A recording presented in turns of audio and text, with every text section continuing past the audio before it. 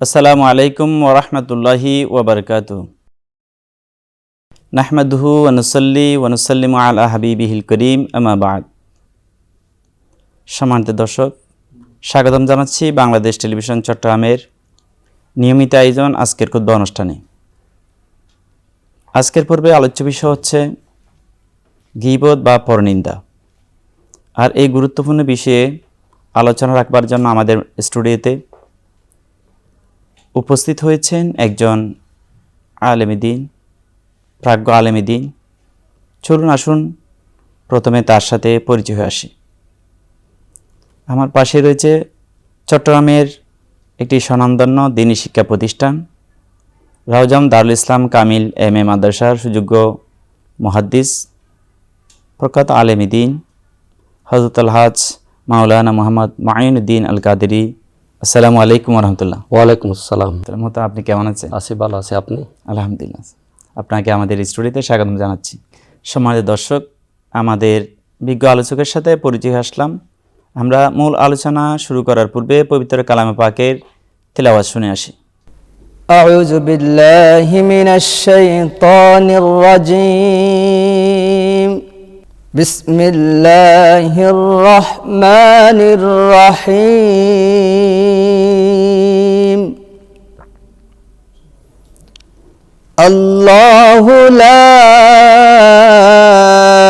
ইলাহা ইল্লা হুয়াল হাইয়ুল কাইয়্যুম লা তাখুযুহু সিনাতুন ওয়ালা নাওম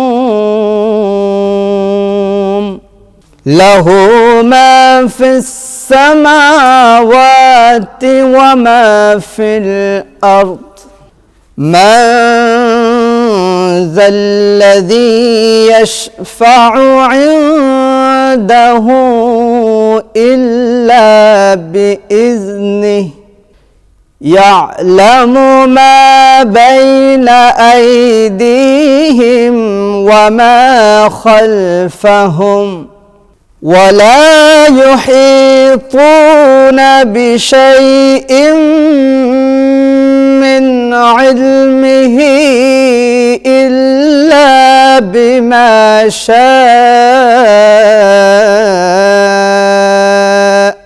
وسع كرسيه السماوات والأرض ولا يؤوده حفظهما وهو العلي العظيم صدق الله العظيم وصدق رسوله النبي الكريم। মাশাআল্লাহ, অত্যন্ত চমৎকারভাবে সুললিত কণ্ঠে পবিত্র কালামে পাকে তিলাওয়াত শুনলাম। সম্মানিত দর্শক, গীবত শব্দের অর্থ হচ্ছে পরনিন্দা। এটা আমাদের সমাজের একটি মহামারী স্বরূপ। ব্যক্তি জীবনে, সামাজিক জীবনে, বাংলাদেশে আমাদের প্রত্যেক জীবনে প্রতিটা ক্ষেত্রে আমরা আমাদের একটি বদ অভ্যাসে পরিণত হয়েছে গীবত, যার কারণে ব্যক্তিগতভাবে মানুষের আমল নষ্ট হয়ে যায়, সামাজিকভাবে অনেক ক্ষতি হয়, রাষ্ট্রের অনেক ক্ষতি হয়, সর্বোপরি এর মাধ্যমে বিশৃঙ্খলা সৃষ্টি হয়ে যায়। যে গীবতকে আল্লাহ রাব্বুল আলামিন পবিত্র কালামে মাজিদে গীবত করার জন্য সূরা হুজরাতে 12 নম্বর আয়াতের মধ্যে আল্লাহ রাব্বুল আলামিন ইরশাদ করেছেন যে তোমরা গীবত করিও না। আল্লাহর প্রিয় হাবিব সাল্লাল্লাহু আলাইহি ওয়াসাল্লাম হাদিসে পাকের মধ্যে আল গীবাতুন আশাদ্দু মিনাজ জানা, জেনার চেয়ে মারাত্মক বলে সম্বোধন করেছে। এভাবে পবিত্র কালামে মজিদে এবং হাদিসে পাকের মধ্যে এই গীবতের পরিণাম সম্পর্কে আল্লাহ রাব্বুল আলামিন এবং রাসূল পাক সাল্লাল্লাহু আলাইহি ওয়াসাল্লাম বিভিন্নভাবে বলেছে। চলুন আসুন আমরা এই গুরুত্বপূর্ণ বিষয়ে আমাদের বিজ্ঞ আলোচকের কাছ থেকে এই বিষয়ে আমরা বিস্তারিতভাবে আরও শুনব। মুহতারাম, আপনার কাছে প্রথমে জানতে হবে আজকে আমাদের যে বিষয় গীবত বা পরনিন্দা। প্রথমে আপনার কাছে জানতে চাইব যে গীবত কি, গীবত কাকে বলে, বা আমরা গীবতটা কেন করি? যেটা সমাজের মধ্যে একটা মহামারী আকারে ধারণ করেছে এবং আমরা এটা মনে করি না যে এটা একটা বড় গুনাহ বা মহাপাপ বা কবিরা গুনাহ, অথচ কোরআন এবং হাদিসের আলোকে এটাকে কবিরা গুনাহ বলা হয়েছে।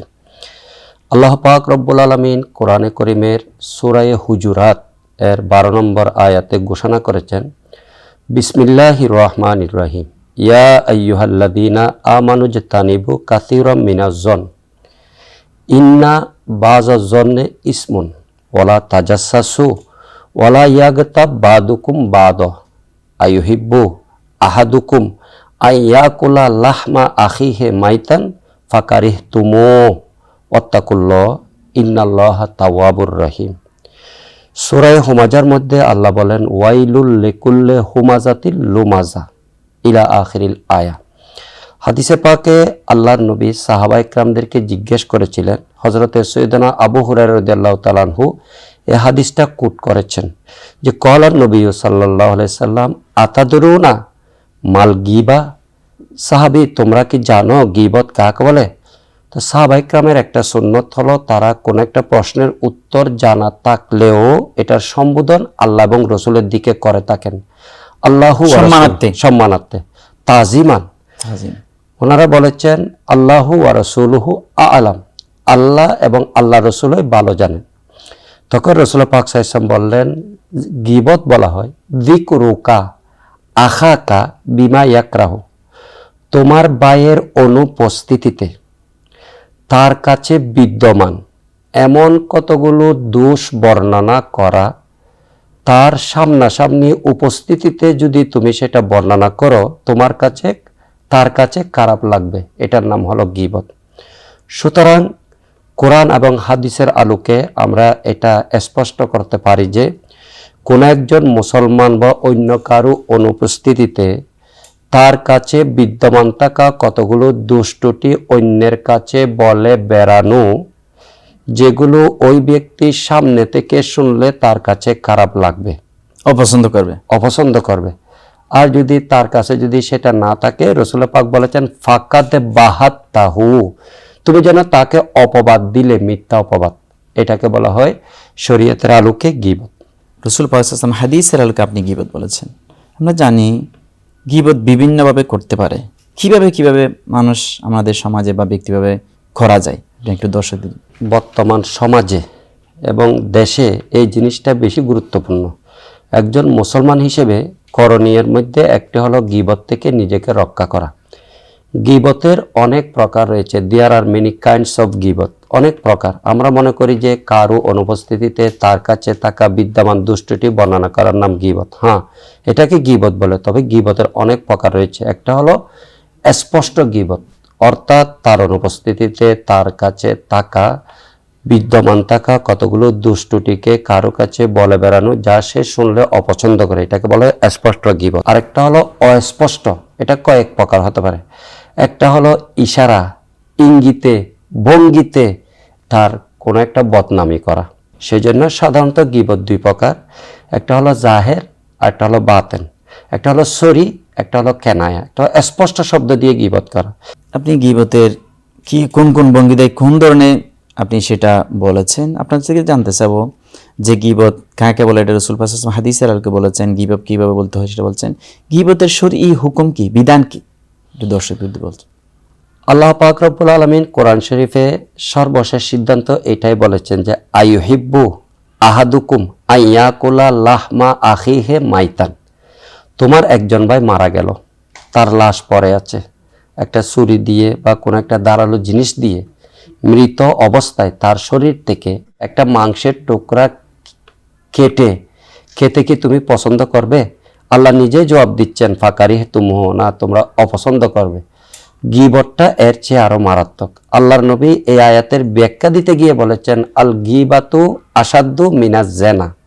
সমাজে বেবিচারটা এটা এমন একটা অপরাধ, মুহূর্তের মধ্যে একজন সম্মানী মানুষকে অসম্মানী করে ফেলে, বেইজ্জত করে ফেলে। আল্লাহ রসুল বলছেন এই বেবিচারের চেয়ে আরো মারাত্মক হলো গীবত তথা পরনিন্দা। ইসলামী শরীয়ত এটাকে মহাপাপ বা কবিরা গুনার মধ্যে অন্তর্ভুক্ত করেছেন। গীবত করা হারাম বলেছেন এবং ময়দানে মাহশরে গীবতকারীর পরিণতি অত্যন্ত ভয়াবহ বলে আল্লাহ পাক কোরআনে, আল্লাহ রাসূল হাদিসে আমাদেরকে ঘোষণা করেছেন। সুতরাং গীবতের হুকুম হলো গীবত করা হারাম, গীবত হলো কবিরা গুনাহ এবং ময়দানে মাহশরে গীবতকারীর শাস্তি অত্যন্ত কঠিন।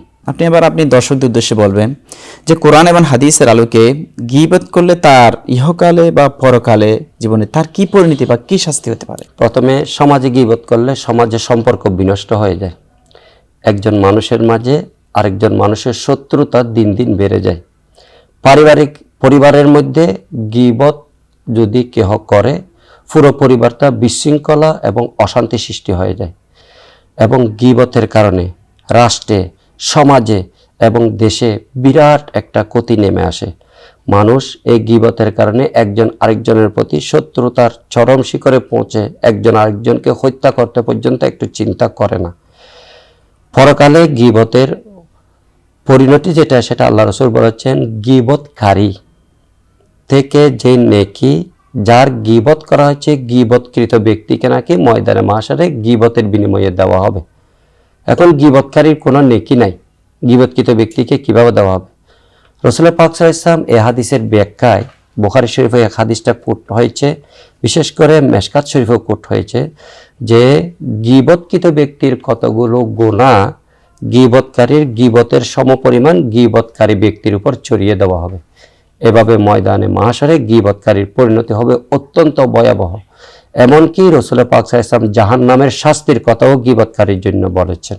এইভাবে রাসূল পাক সাল্লাল্লাহু আলাইহি ওয়াসাল্লাম আল গীবাতু আসাদ্দু মিনাল জাবে হাদিসে পাকের মধ্যে আমরা দেখতে পাই রাসূল পাক সাল্লাল্লাহু আলাইহি ওয়াসাল্লামকে বলছেন গীবতের সাথে জেনার সাথে কিভাবে তুলনা করার জন্য হাদিসের মধ্যে সম্ভবত রয়েছে যে গীবত আমরা মনে করি জেনা এটা হচ্ছে মারাত্মক, কিন্তু গীবতটার সাথে জেনার সাথে কিভাবে সম্পর্ক করেছেন? আমি নিজেও বা কোনো একজন ব্যক্তিও বা একজন আলেমে দিনও সচরাচর মুখ দিয়ে গীবত করে ফেলে, কিন্তু তিনি চিন্তাও করেন না যে এটা গুনাহের মধ্যে তাকে নিয়ে যাচ্ছে। এটা একটা সিম্পল ম্যাটার বা স্বাভাবিক মনে করে। কিন্তু বেবিচারটা যে কোনো মানুষ, সে ধর্মের হোক বা অন্য কোনো ধর্মের হোক, সে মুসলমান অন্য কেউ হোক, বেবিচারের পর নিজের কাছে একটা লজ্জা এসে যায়, নিজে একটা বড় শর্মিন্দা মনে করে এবং সমাজের মধ্যে তার চেয়ে নিকৃষ্ট ব্যক্তি কেহ মনে করে না, তার সেই নিকৃষ্ট।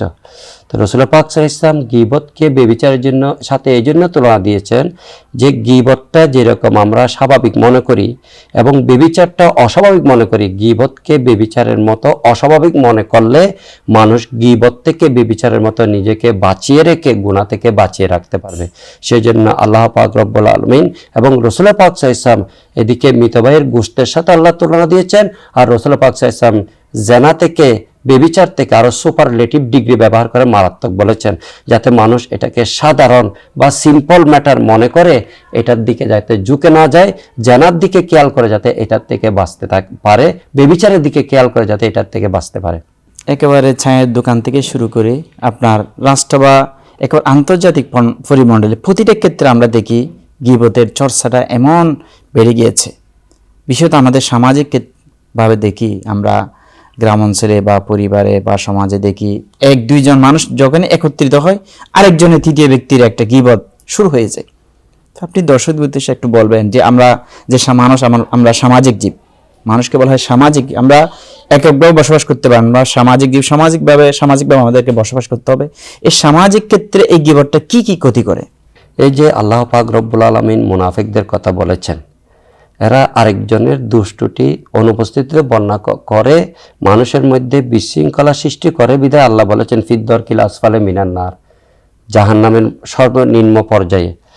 এই গীবত অন্যান্য গুনাহ যেরকম চারিদিকে ছড়িয়ে ছিটিয়ে, এটা ক্যান্সারের মতো ছড়িয়ে ছিটিয়ে যেরকম ক্ষতি করতে পারে না, গীবতটা তার চেয়ে বেশি মারাত্মক ক্ষতি করে। উদাহরণস্বরূপ আমি আপনাকে বলতে পারি যে মনে করেন আপনার সাথে আমার একটা গভীর সম্পর্ক, এবং এটা বন্ধুত্বের নয়, এটা ধর্মের সম্পর্ক। আমরা দুজন মুসলমান, আরেকজন মানুষ দেখতেছে আমাদের এই দুইটাতে যদি ফাটল করতে পারে, তাহলে আমাদের সম্পর্কটা যদি নষ্ট করতে পারে, তাহলে তার বৃহৎ একটা আনন্দ লাগবে।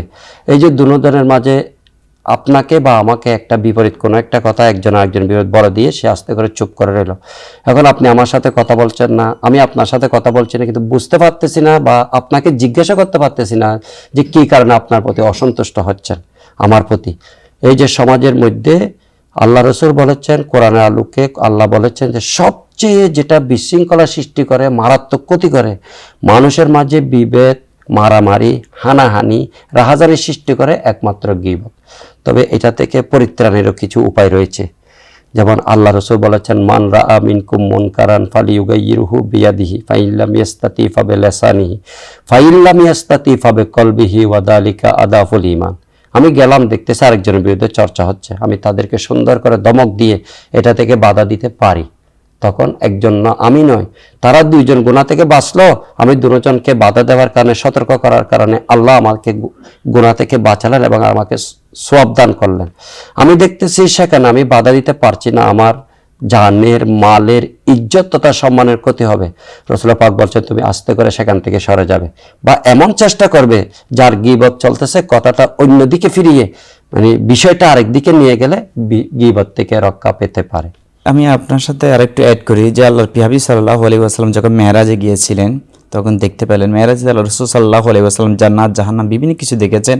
জান্নাতীদের জান্নাতের অবস্থা দেখেছেন, জাহান্নামীদের অবস্থা দেখেছেন। একদল জাহান্নামী দেখতেছে, তারা তাদের নখগুলো মটকার মতো মোটা মোটা পিতলের, তারা সেই নখ দিয়ে মুখ এবং বক্ষকে আঁচড়াচ্ছে। তখন জিব্রাইলকে জিজ্ঞেস করলেন রাসূল পাক সাল্লাল্লাহু আলাইহি ওয়াসাল্লাম, যে জিব্রাইল, এরা কারা? বলছে, আপনার উম্মতের মধ্যে হচ্ছে ওই সমস্ত ব্যক্তিরা যারা মৃত মাংস অর্থাৎ যারা গীবত করে তাদেরকে কথা বলেছেন, যারা সমাজের মধ্যে বিশৃঙ্খলা সৃষ্টি করে তাদের কথাই বর্ণনা করেছে। যে নখগুলো তামার তৈরি, নিজের নখ দিয়ে মুখ আঁচড়াচ্ছে আর বুক আঁচড়াচ্ছে। তো বলছেন, ইয়া আখি জিব্রাইল মান হাউলাই, জিব্রাইল এরা কারা, এরকম করতেছে কেন? তারপর রাসূল বলছেন, হুজুর আপনার উম্মতের মাঝে পর নিন্দা চর্চাকারী ব্যক্তিরা এরা। এটা হাদিস বুখারী শরীফে রয়েছে, এটা মেশকাত শরীফও আল্লামা শাহ ওয়ালিউদ্দিন খতিব তাবরিজি কোট করেছেন। ইসলামের মধ্যে কোরআন এবং হাদিসের আলোকে যে যারা গীবত পরনিন্দা করে তাদের বিষয়ে কি এটা থেকে পরিত্রাণের জন্য বা এটার কাফারা বিষয়টা, আমি গীবত করছি, রাসূল পাক সাল্লাল্লাহু আলাইহি হাদিসে ওটা বলেছেন যে গীবতকারী এরা বান্দার হক, বান্দা ওই যে যার গীবত করেছেন তিনি যতক্ষণ মাফ করবেন না আল্লাহ ততক্ষণ পর্যন্ত মাফ করেন, এটা বান্দার হক বলেছেন। আপনি দর্শকদের উদ্দেশ্যে বলবেন এটা থেকে পরিত্রাণের উপর কি এবং এটার কাফারা কি হতে পারে? যে রাসূল পাক সাল্লাল্লাহু আলাইহি ওয়াসাল্লামের দরবারে একজন সাহাবী এসে বলছেন, হুজুর আমি তো অমুকের গীবত করে ফেলেছি, এখন আমি কি করতে পারি? রাসূল পাক বলেন, তুমি সর্বপ্রথম তার কাছে গিয়ে ক্ষমা চাও। উনি যখন তোমাকে ক্ষমা করে দিবে, তারপর আল্লাহর দরবারে ক্ষমা চাইবে, তখন আল্লাহ তোমাকে ক্ষমা করে দিবে। সাহাবী আবার বললেন, হুজুর ও তো দুনিয়ার জমিন থেকে বিদায় নিয়েছে, এখন আমি কি করতে পারি? রাসূল পাক বলেন, তার কবরস্থানে গিয়ে কবরে গিয়ে জিয়ারত করো এবং আল্লাহর কাছে দোয়া করো, তখন আল্লাহ পাক রব্বুল আলামিন তোমার এই গীবত এর গুনাহ যেটা সেটা ক্ষমা করে দেন। দেখেন আল্লাহ নবী কত রহমতুল লিল আলামিন, আল্লাহ কত রউফুর রহিম। গীবত করে ফেলেছি, পর অনুশোচনা করছি, এর চেয়ে বড় তায়েব তথা তওবাকারী বান্দা আর হতে পারে না। সেই জন্য গীবতের আয়াতে সূরা হুজুরাতের 12 নম্বর আয়াতে সর্বশেষ আল্লাহ কি বলেছেন, ওয়াত্তাকুল্লাহ ইন্নাল্লাহা তাওয়াবুর রহিম। গুনাহ করেছো ঠিক আছে, যখন ফিরে আসতেছো আল্লাহর কাছে তওবা করো, যার গীবত করেছো তার কাছে তওবা করো, তখন আল্লাহকে তওবা কবুলকারী এবং দয়াবান হিসেবে পাবে। পরিত্রাণের উপায় হলো আমি সেখানে চেষ্টা করব ওখান থেকে মানুষকে বাঁচিয়ে রাখার জন্য, বা নিজের যদি ক্ষমতা থাকে এই গীবতের পরিণতি সম্পর্কে বলবো। বিশেষ করে আমরা জুমার নামাজে যদি এটাকে আলোচনায় আনি, বিভিন্ন সেমিনারে যদি আলোচনায় আনি, পেপার পত্রিকায় যদি আলোচনায় আনি, কথাবার্তায় যদি আলোচনা আনি, তখন মানুষ এটা খেয়াল করে বুঝবা, আমরা তো এতদিন বুঝি নাই যে গীবতটা যে এত মারাত্মক। আল্লাহর নবী যেখানে বেবিচারের চেয়ে মারাত্মক বলেছেন, আল্লাহ যেখানে মৃত ভাইয়ের গোশত খাওয়ার চেয়ে মারাত্মক বলেছেন, আবার লা ইয়াদখুলুল জান্নাতা নাম্মাম এটাও বলেছেন, এই ধরনের গীবতকারী জান্নাতে প্রবেশ করবেন না। সুতরাং সর্বোচ্চ আমরা কোরআন হাদিস দিয়ে তাদেরকে বোঝাবার চেষ্টা করিয়ে তাদেরকে এই মারাত্মক অপরাধ থেকে পরিত্রাণ কিভাবে পায় আমরা লেখালেখি, কথাবার্তা, কোরআন হাদিসের আলোকে বক্তব্যের মাধ্যমে বুঝালে মনে হয় সমাজ এই মারাত্মক মহামারী থেকে রক্ষা পাবে এবং সমাজের লোক সুন্দর সুশৃঙ্খলভাবে ওইভাবে বসবাস করবে যেভাবে আল্লাহ নবী সাহাবারা করেছেন। সম্মানিত দর্শক, গীবত বা পরনিন্দা এর বিষয়ে এটা কি, কেন বা কীভাবে হতে পারে, এর পরিণতি কোরআন ও হাদিসের আমাদের বিজ্ঞ আলোচক আমাদের মাঝে উপস্থাপন করেছেন। আশা রাখি আপনারা যে বিষয়গুলো উপস্থাপন করেছে সেগুলো আমরা আমাদের প্রাত্যহিক জীবনে সেগুলোকে আমরা বাস্তবায়ন করার জন্য চেষ্টা করব। গীবত এমন একটি বিষয়, আমি শুরুতে বলেছি, আমাদের প্রত্যেক জীবনে আমরা একেবারে দুইজন মানুষ চায়ের দোকান থেকে সর্বনিম্ন স্তর থেকে একবার সর্বোচ্চ পর্যায়ে আমরা দুইজন মানুষ এক জায়গায় যদি একত্রিত হয়ে যায় তখন আমরা অন্য তৃতীয় ব্যক্তির গীবতটা শুরু করে থাকি, কিন্তু আমরা জানি না এই গীবতের যে মহামারী, এটার যে কি আমাদের ক্ষতি নিধন করা আমরা জানি না। আমাদের বিজ্ঞ আলোচক বলেছেন এই গীবত করার কারণে গীবতকারীর আমল সমূহ তার নষ্ট হয়ে যায়, আমল সমূহ তার আমলগুলোকে যার গীবত করেছে তার আমল নামায় দেওয়া হয়। যদি তার আমল না থাকে তাহলে পাপগুলোকে তার ট্রান্সফার তার আমল নামায় দেওয়া হয়। এভাবে করে রসুল পাক সাল্লাল্লাহু তাআলা আলাইহি ওয়াসাল্লাম যে গীবতের যে পরিণতি এবং রসুল পাক সাল্লাল্লাহু আলাইহি ওয়াসাল্লামের মেরাজের রজনীতে যে গীবতকারীর কি শাস্তি সেটা দেখেছেন এবং সেটা আমাদের মাঝে উপস্থাপন করেছেন। সুতরাং গীবতের যে ভয়াবহতা, গীবতের যে অপকারিতা আমাদের সামাজিক বন্ধনকে, ব্যক্তি জীবনের বন্ধনকে নষ্ট করার জন্য গীবতেই যথেষ্ট। সুতরাং আমরা যাতে আমাদের এই পাঠ্যিক জীবনে যদি সুন্দর করতে চাই, আখিরাতে যদি আমাদের মুক্তি আমরা পেতে চাই, তাহলে আমাদেরকে গীবত নামক এই মহামারী থেকে আমাদেরকে প্রত্যেককে নিজেদেরকে রক্ষা করতে হবে। আল্লাহ রাব্বুল আলামিন আমাদেরকে আমল করার জন্য তৌফিক দান করুন। এতক্ষণ যারা আমাদের সাথে ছিলেন সবাইকে আবার আন্তরিক ধন্যবাদ, মোবারকবাদ জানিয়ে আজকের মতো এখানে বিদায় নিচ্ছি। ওয়া আখিরি দাওয়ানা আলহামদুলিল্লাহি রাব্বিল আলামিন। আসসালামু আলাইকুম ওয়া রাহমাতুল্লাহি ওয়া বারাকাতুহু।